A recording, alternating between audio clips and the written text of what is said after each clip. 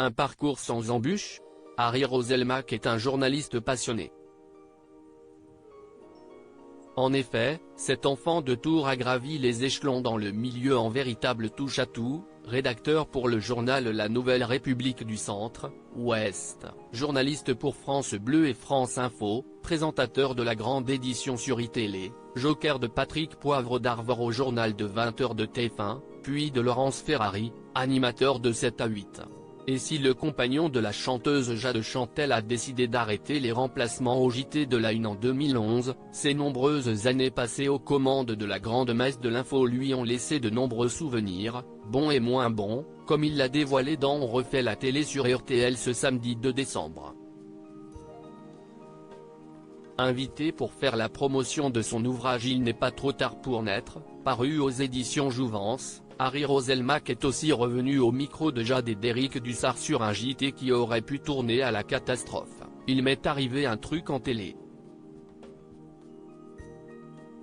J'arrive pour le 20h, mais j'étais à la bourre et je lance les impressions de mes feuilles. Mais comme j'étais en retard, je pars sans mes feuilles m'installer, pensant qu'il y aurait un double ou qu'on allait me les rapporter.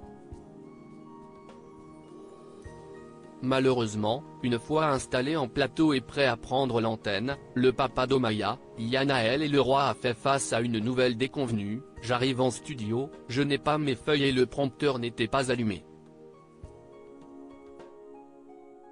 Fin de la météo, le générique du JT commence, je ne sais pas ce que je vais raconter. Après quelques secondes de direct, qui sont certainement apparus comme une éternité pour le journaliste, le prompteur a fini par s'allumer, épargnant ainsi à Harry Roselmack un périlleux exercice d'improvisation. Supérieur à Léa Salamé, Pascal Praud, Anne-Sophie Lapix.